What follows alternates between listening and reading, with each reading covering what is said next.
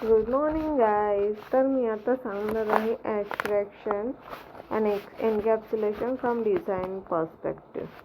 तर abstraction developer are we can say designer तर एक थॉट प्रोसेस आहे which is happens during thought process what has to be shown to the outside world.